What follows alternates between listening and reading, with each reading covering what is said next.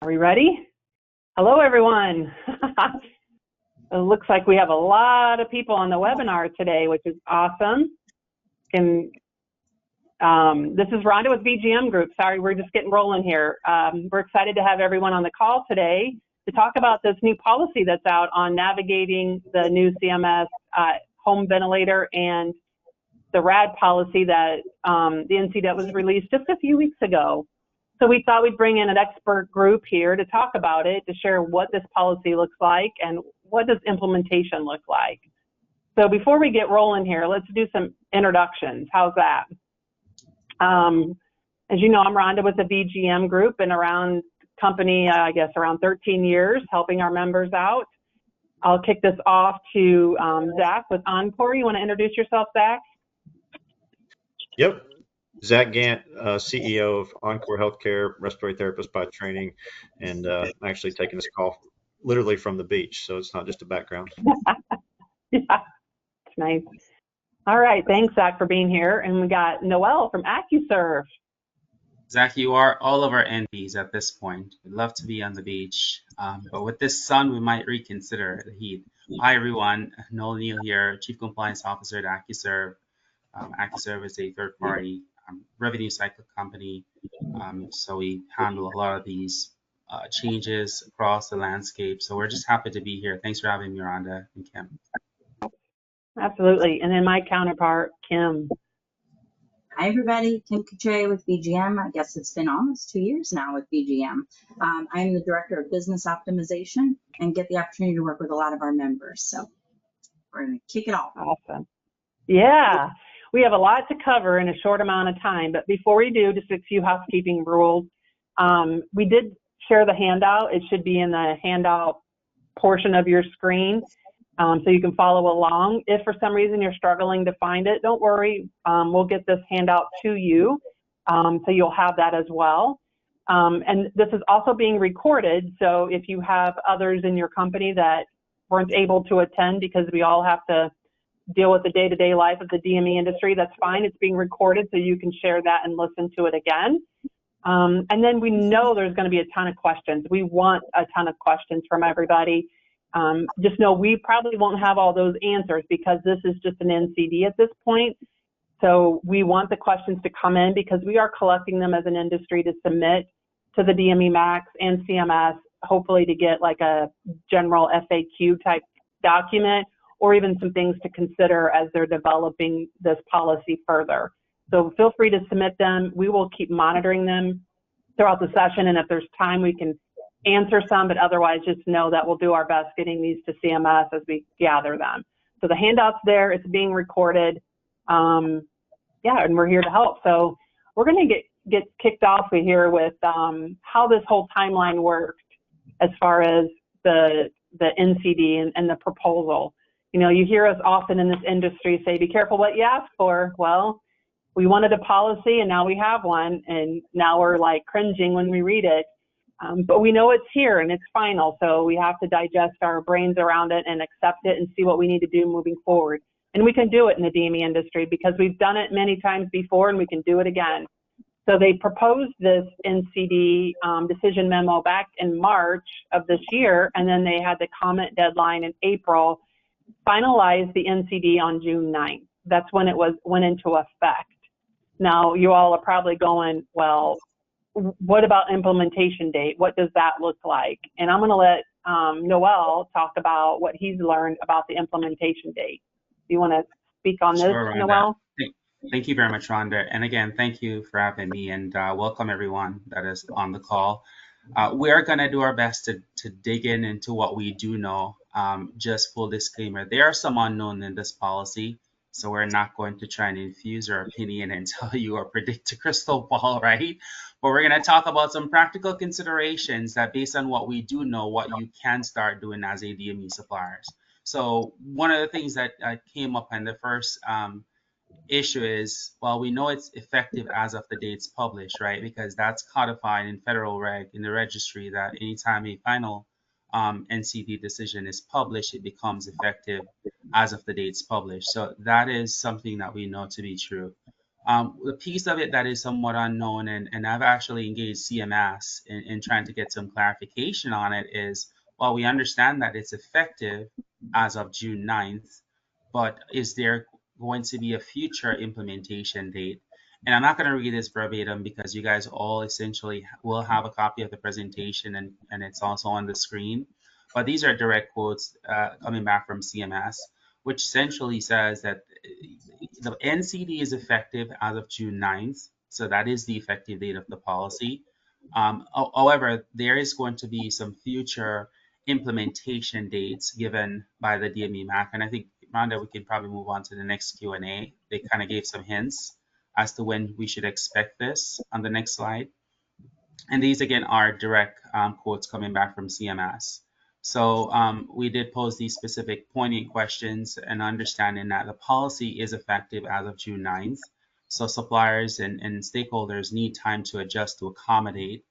And if there's going to be future implementation dates and changes, and CMS responded that yes, they are in the process of communicating instructions to the DME MACs at this point, and implementation could take up to 6 months or longer, and that there will be an implementation date. And ideally, in those instructions to the MAC, they will pretty much guide the MAC to say, look, go based on your implementation date if you're doing claim reviews and so on. But I think it's also important to note that we do have other audited entities out there that tend to probably want to look at the textual interpretation that the law is effective as of June 9th, right? And not to necessarily are bind or constrained by CMS. Thinking about the OIG in particular, they're not bound by CMS instructions and technical directives. So technically, if they were to do a review, that is something that they can look at. And CMS always throw that blanket disclaimer out. If there's any indications of fraud, they can look at claims that are between the effective date and the implementation date. So from a practical consideration, we should expect that the DME MACs will provide instructions on a new implementation date under the directions of CMS. That's something that may come in 6 months. It could be sooner, it could be a little bit later. But all we have to do is to keep our eyes peeled to the DME MACs at this point for all the areas that thus far has been somewhat ambiguous. Because again, we know that you all have a lot of questions. We do as well. And CMS basically said, well, for all the areas that are not clearly explained in the NCD, that is not going to be the delegated responsibility of the DME MAC, which might be a good thing because the DME MAC are a little bit more empathetic to our flights and the challenges that we face. So I am cautiously optimistic that that is going to be a positive thing for suppliers because the DME have a better understanding, in my personal opinion, than CMS of challenges that DME suppliers face. So in summary of all of that, the policy is effective as of June 9th. We would highly encourage providers to try to be compliant with that as much as possible. And that will come into some of the practical recommendations we'll talk about here. But also keep a watchful eye out for future implementation dates from the DME MACs. And we'll navigate that as we go through the presentation. Rhonda? Yeah. No, that's some good information that you gathered from CMS and shared with us. So thank you for that, Noel. I know, Zach, you've been diving deep into this, policy like a lot of us, but you guys have done some great work at Encore as far as sharing some resources and doing different things. But what are some key themes that you've seen from this NCD that you'd like to share? Well, it's interesting because it is, as you said, be careful what you ask for, but also it's what we saw coming, I feel like, for many years. And that is that CMS is now asking for more data. And in a world of value-based care all around DME, we're directly fee for service and fee for product, really. But everybody else is in a value-based world. And so we're kind of evolving in that direction. And so the theme is that they want more data, more outcomes, and really for the first time ever tracking things like compliance forever on patients. And so that's something we've never seen in the industry. And so now we're kind of on the hook to be able to manage patients and data long-term throughout the patient's course of therapy. So more data, a lot more emphasis on compliance and on outcomes. But I think that the general theme is that RAD is going to be easier to get patients on. And that's what we've wanted since the RAD policy came out however many years ago. It was so hard to get somebody on a bi-level. And then that's why we kind of skipped that process a lot of times and went straight to ventilation, because it was almost impossible to get somebody on a RAD. And so this has made it much easier to get somebody on a RAD device. And then a little bit harder to get somebody on a ventilator, but there's still an option. I think that's the key thing to look at, is this could have been a lot worse. And some of the proposed rules, it was a lot worse. But where we landed is a decent place. I'm not saying that we're excited about it, but it could have been a lot worse. And I think that the theme is easier to get somebody on a RAD, still a pathway for ventilation, maybe a little bit harder, but there's a transition process that can happen as well. And this could open the door for some of those Medicare Advantage plans who have been denying almost every patient on ventilation, because now that there's an NCD, they're going to follow suit. And because of that, it could open the door for some of those plans that we've struggled with in the past to get patients who really needed the therapy on the therapy. And so I think that it's going to open some of those doors. Yeah, for sure. And hey, Kim, would you like to share the story we heard yesterday about a payer that was already starting this?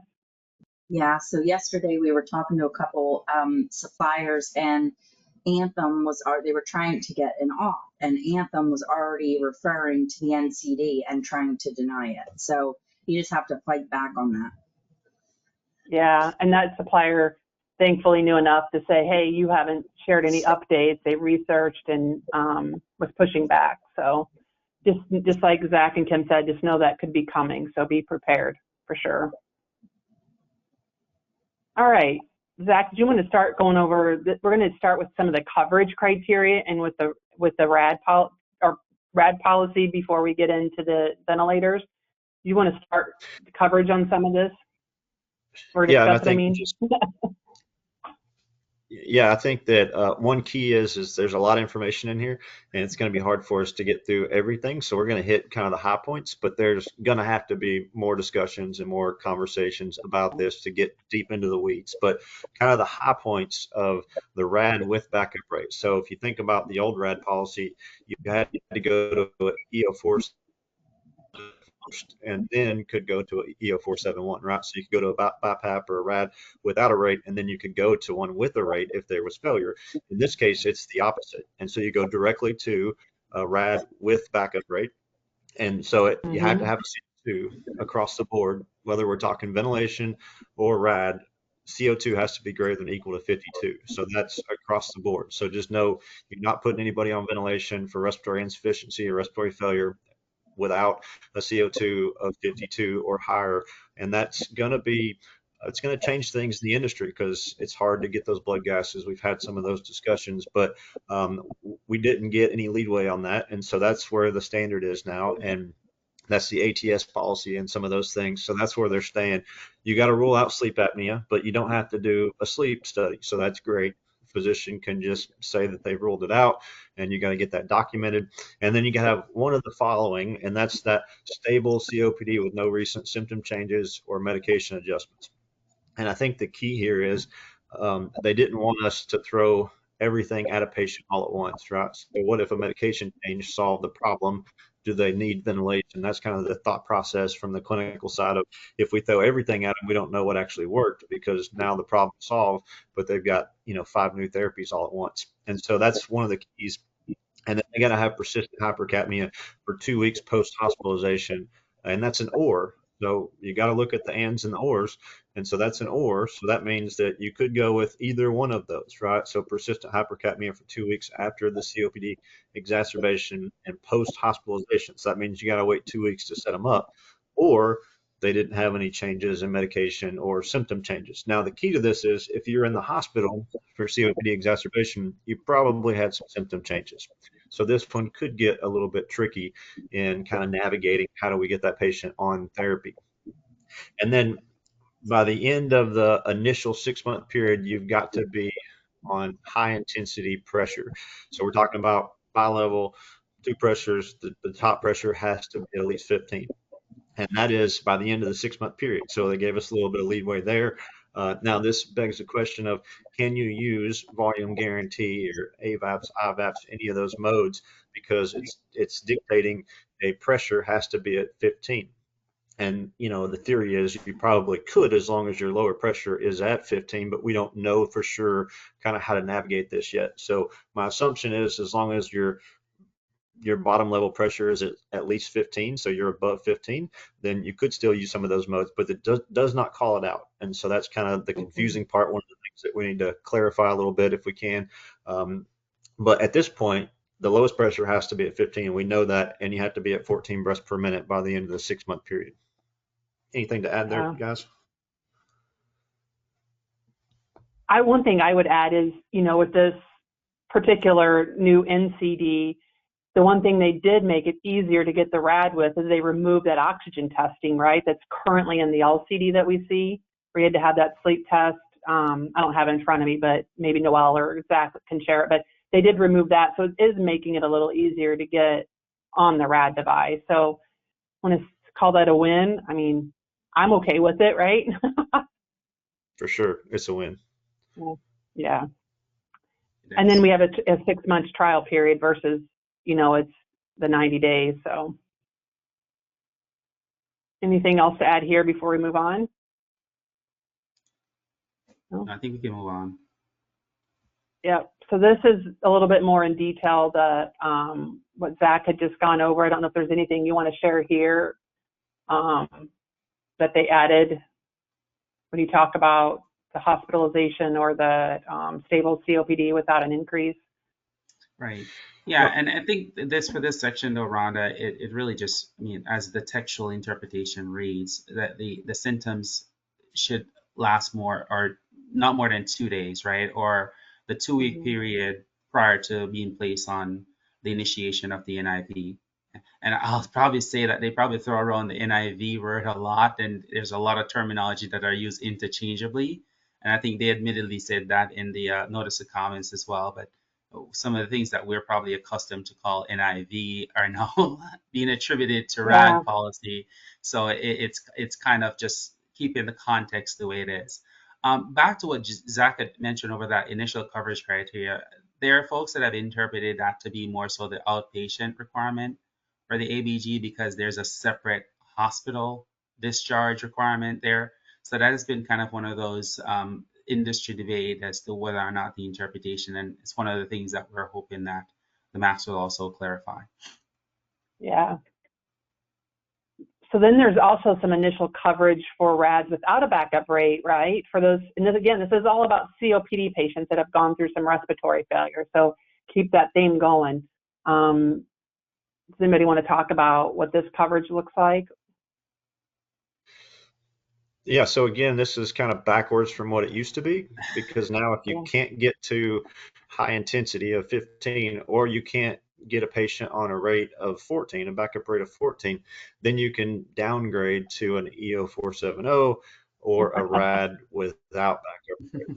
And so it's kind of, it doesn't even make sense to a lot of people clinically, but that's what the policy says. So you can go backwards into a EO 470 without a backup rate. Now the challenge that we pointed out in some of the documents that went to CMS is there's not a lot of devices that are made for respiratory insufficiency, because most of those devices are sleep devices, and so that's going to be a struggle for the industry.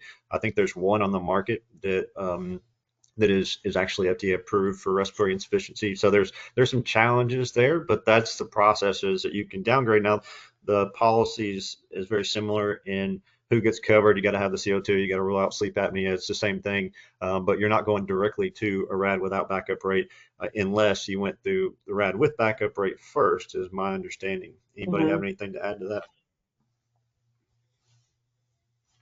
And this is a good thing from a. It really, I think it's a good turns thing. what we, sorry, Zach, go ahead. I was just going to say it's a good thing from a reimbursement standpoint, because if you think about, these patients are very complex. And so we're going from some of those patients who would have been on ventilation to now on a RAD. It's better that they're on a RAD with a backup rate, because we're going to have to spend more time managing these patients. It's going to change the industry standard of how you manage a patient on a bi-level because of all of the things that are added into this process. So it's a good thing, because you're going to have more RT time, whether it's through telerespiratory or it's live in the home. There's going to have to be some interaction with the patient ongoing because of the continued compliance requirement that's going to happen here. Yeah. Good point. Yeah. So then, Noel, do you want to go into, we have the option here too now, a hospital discharge and what that looks like? Yeah, sure. And thanks, Rhonda. There's, the school of thought and just looking at the NCD that there's really two pathways of coverage and having separate requirements. If you think about Zach just covered the route that people has historically interpreted to be sort of outpatient. I think there's still some verdict out on that one. We're waiting on clarification, but I think this part is clear, right? For the patients who are in the hospital and they're being discharged home with RAD device. We'll probably just call it RAD device to keep it straight in our brains, Rhonda, so we can separate RAD from NIV. Right. But the policy really does talk about the initial coverage for the RAD device, whether it's with or without backup, for the initial 6-month period if these two requirements are met, right? The patient's being placed, and it's both. It's not an or here, so you got to look out for the and the or. And the patient requiring RAD support within 24 hours prior to discharge. It's almost like going back to that chronic stable state for oxygen, right? If you were to do that comparison. And I think the idea is that a patient within 48 hours of discharge is probably going to be as optimally treated as they can, right? That they're going to be as stable as the hospital is able to provide care, and whether they're being transitioned to a different healthcare setting or being sent home to recover, that is that point where the hospital is going to do as much as they can for that particular patient. So in addition to being placed on that RAD support within that 24-hour period, then the treating clinicians, and this is where it gets very kind of tricky because there's a lot of autonomy given to the treating physician. So as a DME supplier, you're going to be looking for that documentation to make sure that it is persuasive that there is going to be these benefits to be achieved, or else you are putting yourself at risk. So the treating clinician must determine that the patient is at risk for rapid symptom exacerbation or a rise in PaCO2 levels post-discharge, which is very interesting. There's probably some subjective elements there as well, but I think it opens up that door for probably an easier coverage though, because it doesn't necessarily dictate the testing requirements here. It's just based on the provision. I think one of the challenges, Rhonda, and Rhonda and Zach, you can probably attest to this because I have a couple of therapists on our team, and the challenge oftentimes is how do you know between BiPAP and vent? Because in the hospital settings, clinicians call them BiPAP, even though it's a vent. So that's going to bring some unique challenges to Supplier in trying to determine what device that patient truly was on within that 24-hour prior to discharge to determine whether or not they meet that requirement. So anything you wanted to add to that, Zach, Rhonda?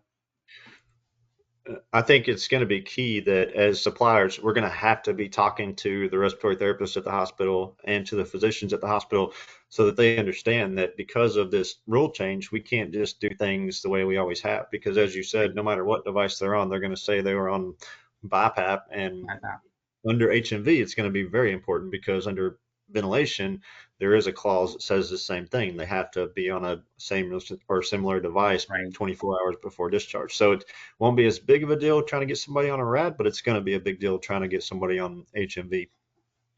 Agreed. And one thing that I know I've already been questioned by some suppliers on is that ABG. Because when you read this, do you interpret this as the ABG being required when it's a hospital discharge or not? You want to take first crack, Zach? Yes, I would say that it's a standard across the board that you got to have a CO2 of 52 greater than equal to 52. So I think it's no matter what, you have to have that CO2. Right. That's where I went. Yeah. I even said because I was an RT in the hospital myself, and we always did ABGs on patients like this. So there would be one anyway, right? Right. So. I concur. And the way I look at it is if you think about the hospital protocol, more than likely the hospital would have probably done an ABG to make the determination what respiratory levels of support that patient needs, right? So more than likely there's going to be an ABG results during the course of the hospitalization that at least justify the rationale why the clinician placed the patient on respiratory support. So I would agree that it doesn't negate the need for that requirements being documented in the medical records, but it's one of those areas that this is just the Randa Dr. Kim's opinion and interpretation of the guidance. It's not clear within the published regs, and this is where we're seeking clarifications from the MACs. Yeah. All right, let's talk about the ongoing coverage, because that's changed with the RADS for COPD. So let's keep that going, that theme, RADS and COPD. Who wants to talk about this ongoing coverage, what that looks like now? Zach, I'll let you take that because that's right in your wheelhouse. Yep. Yeah. So the continued coverage is different than anything we've seen before. And I think that is key, that it's going to change your business model, right? And that is that we have 6 months instead of 3 months. So previously you had 3 months, now you have 6 months to get the patient compliant. We did get a really big win in this process, because before it said 5 hours of compliance and it was unclear if it was going to be 70% of the time or 100% of the time. And so this time around, they went with the sleep guidelines. There's really not any clinical evidence to back up those sleep guidelines, but it's what we're stuck with, and it's now the standard. So greater than 4 hours, 70% of the days in a 30-day period. So you've got 6 months to find that window. So much like in sleep, it's any time within that 6 months, you've got to get them compliant for a 30-day period. And then after that is where it really gets kind of hairy. And that is that as soon as you get past the first initial period, you got to have a clinician follow-up, provider follow-up at the end of the 6 months. So they've got to see a physician. Now, it doesn't have to be face-to-face is what they clarified in the comments, but there has to be interaction with the physician to confirm that they're compliant and to do a follow-up. And then you've got to do a second interaction with the physician within 7 to 12 months. But here's where it's a game changer for us as an industry, is that now you have to show compliance for every month that you bill, is the way that we've all interpreted this. So if you don't show compliance in a month, you can't bill for that month. And so from 7 months until month 13, you've got to show compliance every single month that you're going to bill. And then any month that you do resupply after that, and this has never been done either, but anytime you do resupply on an ongoing basis, you've got to document compliance. So that means when we're talking about RAD or home mechanical ventilation, HMV, you got to have compliance data, you got to have modems, you got to have connected modems. It's now become so much more important to have connectivity, where in the past it was, sometimes we do, sometimes we don't. I know a lot of providers that don't have any modems out there at all on hundreds of vents. So there are providers that don't have connectivity because they've chosen not to in the past. Well, those days are gone. You got to have connectivity on these devices, and you got to have compliance data, or you're going to be driving to the home to download a card like we used to on every patient every single month. But key is continued compliance on RAD and ventilation in this policy. Yeah. Maybe I'm jumping ahead of myself here, Rhonda, but I'd be remiss to probably put in on my compliance hat. There has been some thought thrown out there that just bill, and then you can do the compliance after the fact, or you can do the compliance validation if you're audited. That is definitely not a good recommendation. If you bill Medicare with the intent for payment, that can be construed as a false claims. There's tons of case precedents where providers have gotten in trouble, especially in the NIV space, because of allegations that they bill for vents that were not being used. So now that there's even more an objective metrics, it's more risk, almost like entrapment, for you not to just take the initiative to just bill and later on to go back and verify compliance.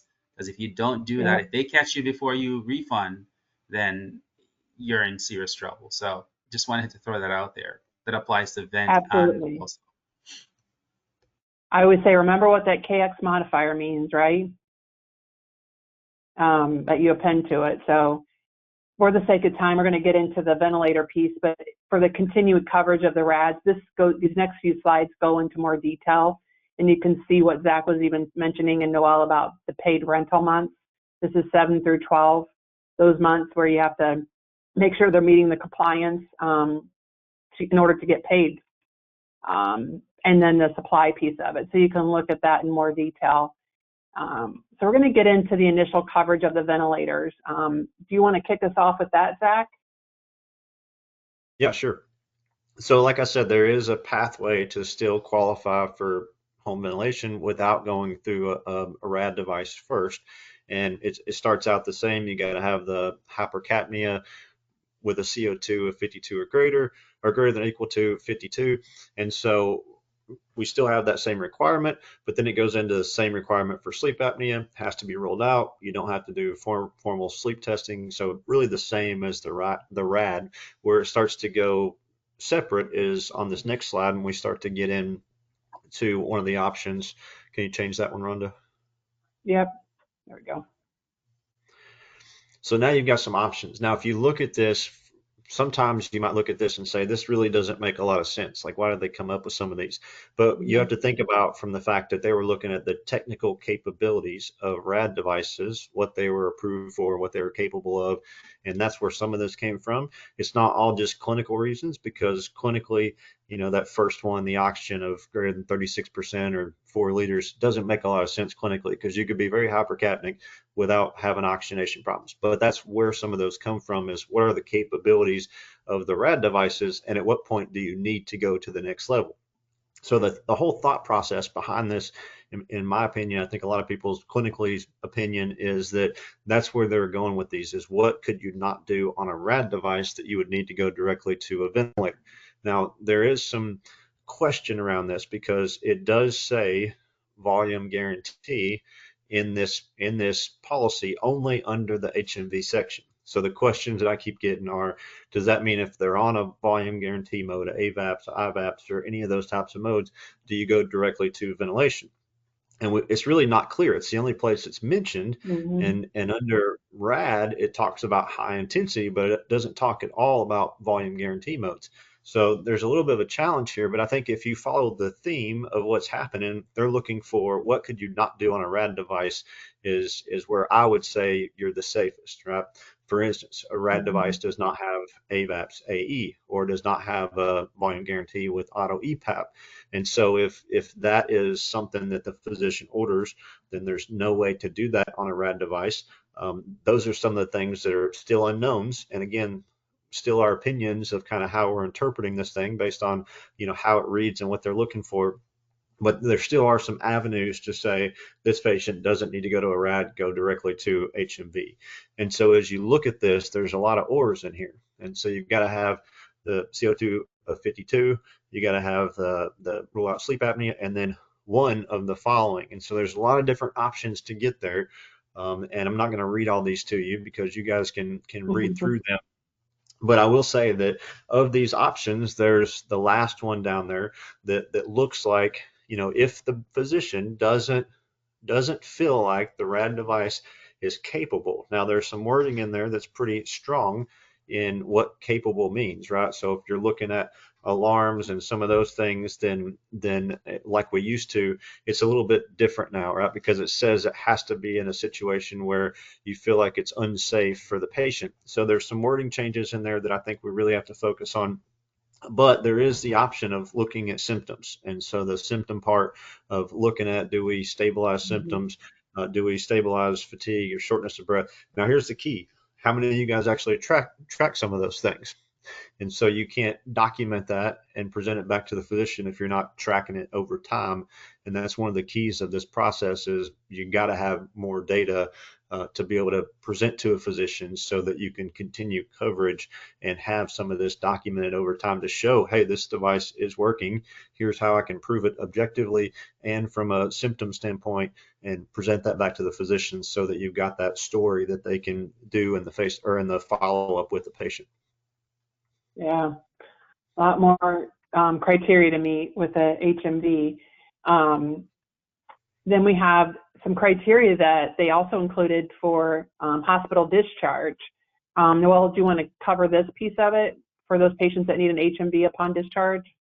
Yeah, sure. I mean, similar to what we covered under the RAD policy, there's some of the same cadence applies, right? If the patient is placed upon the device, prior to being discharged to home, there's so much good information into this, Rhonda, Zach, and Kim, that we can really touch on. I know I'm thinking about it. We probably should have like a phase one that talks about RAD device and home ventilation at its own segment, because feel almost like we're doing you guys so much injustice in trying to give you as much information within an hour. But this policy is so expansive, guys, and there's a lot of good information as we glean from the response to the notice of comments and sort of like the intent of some of these. So just forgive us if you hear us talking really fast. We're just trying to cover as much information as possible and be able to provide you all with some practical guides. But for this specific requirements, I think it does speak for itself. It aligns with what we talk about with the patients that have COP with the vents being placed within the hospital. The requirements that are listed here. Patient has to kind of like rule out, and I hate to say this because there's a particular Medicare Advantage plan that had that step therapy where they basically said you have to try and fail one of these respiratory assist device, but this is not a try and fail. It can be a clinical rule out, which has always been the argument, right?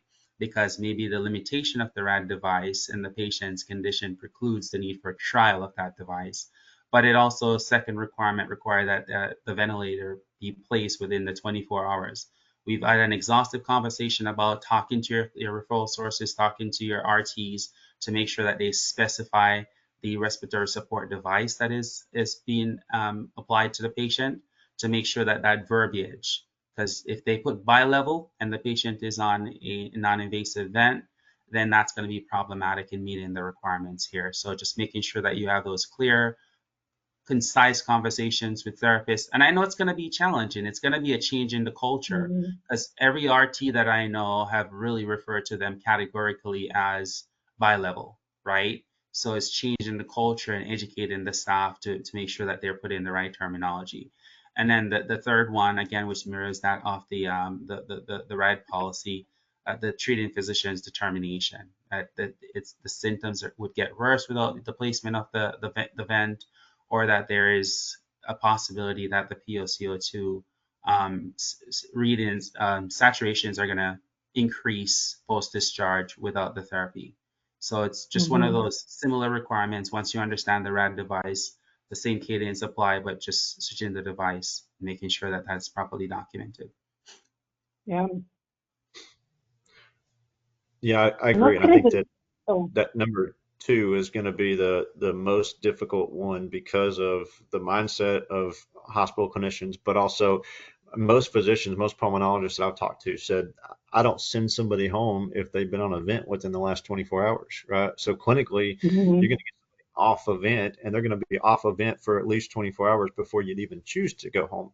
So the key to this is it's probably not invasive ventilation in the last 24 hours, but as Noel was talking about, it's really looking at, were they on a ventilation device instead of a BiPAP device? And so again, depending on the hospital, they may not even have, vents that they're using non-invasively. And so therefore, based on the way this is written, you probably can't take somebody home on an HMV from that hospital. Ideal world would be that, that home ventilation providers start providing vents to hospitals that were discharging patients that are on those devices. But today, you run into hospitals all the time that you're either on invasive ventilation or you're on a bi-level device. Now, we could argue all day that those devices are really ventilators because they're $20,000 devices and they can ventilate somebody invasively and they can do all these things. But considering the way we document that and considering what that device is actually categorized for is going to matter in these cases. And so that's going to be one of the hardest ones, I think, and probably across the board, this is going to be the one thing that we struggle with the most, because there's going to be massive amounts of education, documentation changes, and really some hospitals aren't even going to have devices that would be appropriate to be able to document that they were on ventilation non-invasively with this device. Most hospitals don't use volume guarantee modes. I know that a lot of hospitals are still using just IPAP and EPAP, and so they don't use any kind of volume guarantee. So there's going to have to be a very big shift in the industry to start to see those changes so we can get patients on the appropriate devices as they discharge. Yeah, for sure. And with ventilators, we've never really had to have, I mean, we've monitored patients and making sure they're being, they're using it. That's the reason they have it. And we had always had to make sure they were using the device in order to bill a claim, right? It couldn't just be collecting dust. But now we have some more hands-on with ventilators with coverage. So who wants to kick this off with the ongoing coverage for ventilation? Yeah, I'd be happy to. So on the ventilator side, it's similar to RAD, but there's this kind of forever clause that's in there too. And we've never seen this again, as I said before, but the first 6 months, you've got 6 months to get them compliant. And in that 6-month period, you've got to have a follow-up with a physician, with a clinician at the end of the 6-month period. You got to have a second follow-up with a clinician or with a provider in the 7 to 12-month period. There's some question around why did they say clinician and not provider like they have in past documents. I don't know why, but our assumption is that is definitely going to be a provider, and it has to be, it doesn't have to be face-to-face. So that is key, because that's going to be a challenge trying to get these patients in at 6 months. And then again, within 7 to 12 months, I can't tell you how many patients, if we looked at our data, probably 40%, don't have a pulmonologist or don't have primary care physicians. There's so many patients out there that, we get them from hospitalists in the hospital, especially when we're talking about HMV patients. And then you've got to be able to get them in to see somebody for follow-up. And so there's challenges that we're going to face as an industry with this. But you've got to get that visit 6 months, another one within 7 to 12 months. And in those visits, the first 6 months, you got to show compliance. Again, it's 70% of the days at 4 hours a day. So same as a sleep world, but you got 6 months to do it. And then after that 6-month period, you got to get them compliant for a 30-day period. Could be any 30-day period in there. After that, any month that you bill from month 7 on forever, you've got to show compliance to be able to bill. And so the way it is worded, as you see in that third section there, in each paid rental month. So that's key, because I don't know that we've ever seen that language before. And that language says, like we said, you got to show compliance before you bill. And so if you're not tracking compliance, I mean, if I think about providers across the country, some are actually pretty prepared for this process. There's some out there that are not prepared at all, and it's going to be a very big shift in your process. But you got to track compliance. You got to have connectivity. A lot of rural markets, we don't get good connectivity on modems that are out there, and that's going to be a challenge. So whoever's the ventilator manufacturer with the best connectivity is going to be a game changer, because what do you do in those rural markets when you don't have connectivity? And now we've got to show compliance every single month. You're going to have to send somebody out to do a download. And to the point we made earlier, it's not like you could, if you get audited, go get a download, because those SD cards overwrite themselves. So I can't go back and look at 12 months ago on an SD card. I've got to get the download on a regular basis, and I've got to document that and show that, hey, if they come back and do an audit 6 months ago on this date, they were compliant the day I billed, and I have proof that day they were compliant. You can't get that kind of information going back. So you're going to have to start documenting this, but also maintaining a record of that documentation, right? Because again, it's not going to be saved forever. And so how do you do that in a rural market? How do you do it in places where there's bad connectivity? There's going to be lots of challenges to this implementation, and you're going to need to make sure that it's 100% ready to go, and you got to do it quick. I mean, it's not like we've got 2 years to figure it out. You got to go now. Yeah, and that's a good point, is that whole connectivity piece of it, and how then they just it overrides. You can't snooze on it by all means. So that's a good point, Zach. The good news is, I guess the bad news is we have to do that. The good news is you have 6 months to technically figure it out, because that's when. Yeah. So you should start working on it as of tomorrow or yesterday if you didn't start already. Yeah, it's a big deal. I mean, the initial coverage is obviously a big deal, like getting incorporated, but this ongoing coverage is more concerning for me, I feel like, and I know we all have our different perceptions, but this is huge, especially for a high dollar item, and even the RADS, but it's just the ongoing coverage is very concerning for me for Supplier. So Yeah, I think it's a really good thing in concept, Rhonda. It's really good, you know, in our utopia where everybody has a device that has real time connectivity that allows providers to see this on a dashboard so that they can even reach out to these patients and provide education if they're not getting compliant, right? But what I think the gap is bridging where we are today, from a technology perspective, and where we need to be is where we're going to have to see some give and take from Medicare perspective and some consideration, because not all of the devices out there has the capabilities. And for those who even have the modems, as Zach mentioned, not a lot of the data is being transmitted consistently. So Yeah. So Zach, did you want to talk a little bit about this piece of it that they added in about the mask for those patients that are in that volume targeted mode that need or be using the vent for an extended period? Yeah, and before I do that, let me just ask the question back to you guys: is what if, because I've seen this happen, we've seen it happen recently. What if a manufacturer's site goes down for a month and their modems are down for an entire month? Or, you know, recently we had a manufacturer that was a couple months that they didn't have connectivity because of some issues that were happening. So what would a provider do in that case when there's just no way to prove compliance? I mean, you just can't bill for those months? I mean, you're talking about 100,000 patients out there that couldn't have been billed for that month that are on those devices. So what would a provider do in that situation? Would you just document that well and talk to the patient, or is it just you're out? those are the good questions that we hope will formulate opinions coming from the DME Max, because those are really good questions that, you know, folks have not considered. I mean, one of the things that I want to say too is what happened when the patient goes in a hospital mid-month, so they're not on their own ventilation. Provider provided it for 15 days and they went in a hospital. Shouldn't that provider still be entitled? So these are some of the things that we're going to bring to the attentions of the DME MAC. I mean, we can speculate what it is, but the reality of it is that there's no clear guidance as to how to address those scenarios.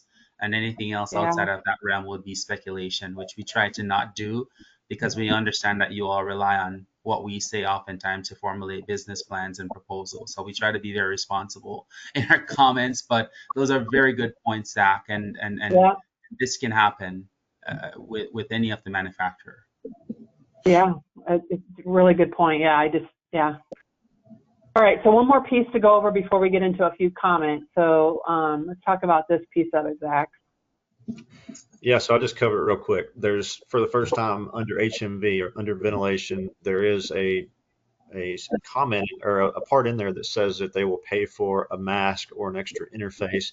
It's only for certain situations. So if you look at that bullet points there, if the patient's on it for more than 8 hours a day, or if they're using multiple different interfaces in a day, then there could be an option, or there will be an option to get paid for that. I'm not sure the mechanism of how that works, and that's not going to be every patient, but there could be some resupply capabilities or options for HMV for the first time, even though it's still frequently serviced.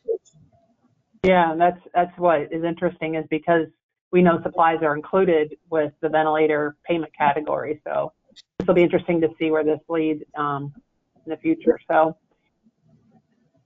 we're going to get it, you know, within the NCD final decision memo, they talked about the comments that suppliers and others, industry stakeholders submitted, and they usually provide responses. We broke those down in this PowerPoint. We're not going to go through all of those, but they're broke down so you guys can all read them. We just have a few that we wanted to highlight so that you could see there's additional good information that that are in the comments. So it's important to make sure you also read those. So this first one is about the high intensity. Zach, do you want to kind of cover that, like where it was before and what they did with this policy? It was at 20 before, and it was pretty much immediately, and so now it's down to 15, and you've got 6 months to do it. So we got a win there, but it's still dictated that we have to be in high-intensity therapy. Yeah, for sure, yeah. So they did listen a little bit. Was there someone else that wanted to say something? Yeah, I was just going to say what we were talking about earlier. You know, when we call for a comment period, And I can say this even as a supplier, like, oh yeah, I'll get to it. But the value and the importance of the comments when a comment period opens, I don't even know that we can explain it. But with this policy, and correct me if I'm wrong, guys, there was 199 comments, some of which multiple comments were made by one company. So CMS looks at that as one comment, even though they might have had 20 different comments or questions. So now we're looking at, and on this webinar, which we're so happy to have you guys, but on this webinar, we have 638 people. Imagine what we could have done if everybody was commenting on this policy, because like everybody on the panel has already said, there are some wins with this. We have to kind of navigate our way through the rough patches, but there are some wins. So when things like this come up in the comment period, it's so important that everybody participates with that. I just wanted to mention that. Yeah. So go ahead, Rhonda. No, I think that's a great point, that it's so important to comment when you have the opportunity. So a couple other comments. These are all here for you all to read. They're all important, but one of the ones that we need to review, because I was telling some of them earlier that it's like PTSD for me with the oxygen policy.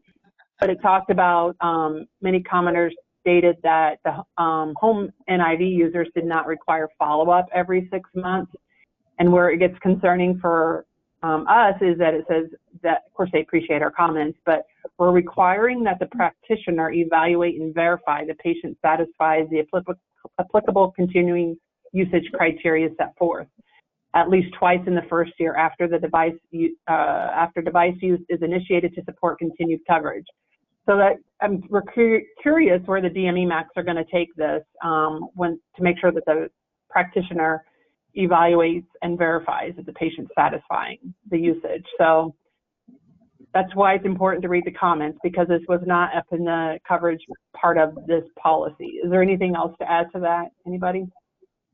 I think, Rhonda, this is, again, it underscored the importance that what we've said. The data needs to be available. So the doctor can't evaluate that data if it's written down on a cotton leaf or something. It has to be an objective data that can be verified and incorporated in the treating practitioner's medical records.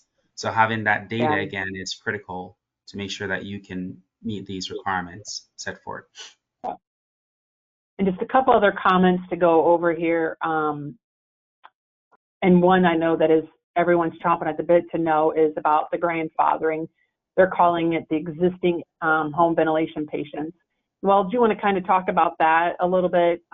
Sure. In the time we have left. Yeah. Yeah. So this is something, it's probably one of the most common questions, because a lot of you have thousands and hundreds of thousands of patients that are currently on therapy. And the question is really typically a standard protocol for the MACs if they're doing audits to really focus on policies that have been set up as of the effective date, and hopefully we can get them to focus on the implementation date. So anyone that would have been set up prior to the effective date of the NCD would be grandfathered in under the old provision. What I think is unclear, and I'm not going to throw out anything to say this is what it means declaratively, is to whether or not that grandfather applies to the continued need requirements, right? Mm-hmm. Where do you still need to have that continued need for vent patients that had been set up prior to this requirement? That is one of the things that is also unclear. But I think from a CMS perspective, CMS has instructed the MACs and the contractors that is within their control to not look for the initial coverage criteria for events that are set up prior to the effective date of the policy. Again, it's also important to remember that fraud contractors, OIG can, which would be a very interesting one, because if they do deny those, you can have them appealed and overturned at the MAC level, since the MACs are not focused on those. But I don't think you're going to probably see a lot of that happening, but I think the MACs still would need to clarify if they're within the instructions that they receive from CMS, that also applies to the ongoing continued need for the events or any RAD that were set up prior to the effective date of the policy. Yeah. So one other comment I want us to go over, and then we got some slides to wrap us up, and then we'll be done here. So hang in there with us, everyone. Zach, I wanted you to talk a little bit about the concerns with only having an ABG as one of the criteria, and how difficult that is in rural areas. Like, I know we asked for other means of capturing a high CO2 level. So you want to talk about this a little bit? Yeah, I'll just talk real quick because I know we've talked a lot about this over the last several months, but ABGs is something we tried to get transcutaneous or in-title, and they simply said no, that ABG is the gold standard. Now, they did put some language in there that said that there could be some situations where the regional max could make the decision to accept something else, but it's not clear. We don't know if that's going to happen. The LCD, we hope, because those other means are VBGs is another one that is widely used, but today's policy says it has to be an ABG, and so we're going to struggle in rural markets to get those, especially from providers, physicians who don't even have a blood gas lab within 30 or 45 minutes of where they're at. We've seen that so many times. So how do you do that to initially qualify somebody? Likely it's going to be after an exacerbation where they went to the hospital and you've got a blood gas from the hospital, but you just simply have to have a blood gas, and that's what they're saying. Yeah. That's the standard. That's what we're stuck with. Yeah, for sure. We'll see where the math can lead us. Again, these slides are here for you guys to look through later, but I wanted to skip up ahead as we're wrapping up this. A couple more things here. I want Kim to kind of go over some operational considerations, and then we'll wrap up with some solutions that Zach has to offer. So hang in there with us just for a couple more minutes, everyone. So I think just real quickly, like, this is a lot, like we have said, it's a lot to take in. So it's kind of an intro, start thinking about how you're going to manage it, what you have, how many of your events have modems now. I think Zach gave us a stat when we were at Heartland that more than half of the events do not have modem capabilities, or regardless of what it is, but start to look at what your business model is, know what your processes are you following it now? I think once we get some finalization from these policy experts on the panel, we then can introduce some more solutions. I think there's going to be some price table reconfigurations that we're going to have to do.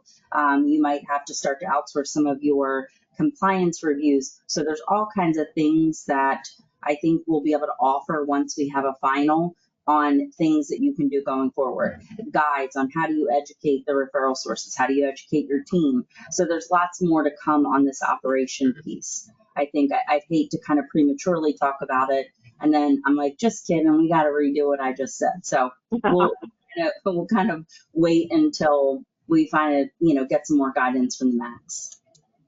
No, some good information. Anybody else want to share some considerations before we wrap up? Yeah, I think the software vendors also that you guys all use are aware of these changes. So I would encourage you to communicate with them.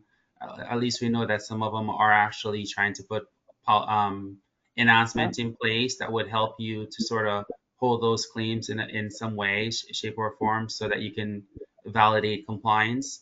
The only thing I would say to you is maybe all the patients that you're setting up as of June 9th, create some way to identify those patients, just in case there's going to be a grandfathering provision and there is going to be a requirement for you to monitor those patients differently. So all of your COPD patients due to chronic respiratory failure, I would suggest that you keep a separate tab of those patients, whether you itemize them, flag them in the software, keep a spreadsheet, whatever the case may be, because you are going to have other condition that qualifies for RAD device and for home ventilation, right? So it's not all patients that is set up as of that date. So you just need to have some quantifiable way of identifying those patients that once you come up with the solution, you're not then trying to figure out going through every single patient that you've set up. And if you're medium to large, that can be a lot of patients to query through. Mm-hmm. So just make sure that you're flagging those so that you can apply whatever you've learned. Yeah. Agreed. And yeah, for sure. And Zach, I want you to share what you have to offer. And I'm very passionate about this because I look at a lot of things, like Kim and I do this all the time. And I know you were a supplier at one time, but what solutions are out there, especially in a policy like this that can help me, because these are high dollar items that we don't want to get caught up in an audit and have some recoupments, and whoever the payer may be. And I look at what solutions you all have to offer, and I'm like, heck yeah, I'd be signing on for this as a supplier for them to help me. So can you talk a little bit about some solutions you have? Well, first of all, we've set up a website. It's ncdready.com, and it's got frequently asked questions, about 30 different videos of specific questions that we go through more details on. That's already ready, and then it's got what we're calling the NCD guidebook on there, where you can go and download information. We tried to break things down the best we could. We've only had a week to do this, and we're going to continue to put out more content.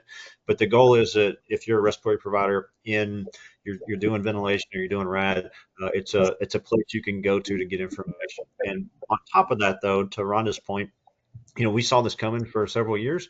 We didn't know exactly what it would look like, but we knew it was coming. And so we have been building towards, thank you, Rhonda. We've been building towards having a platform. And so for the last 2 years, we've already been doing a compliance model like this, where we can do compliance. Obviously, we didn't have to track ongoing compliance, and it's going to change just a little bit.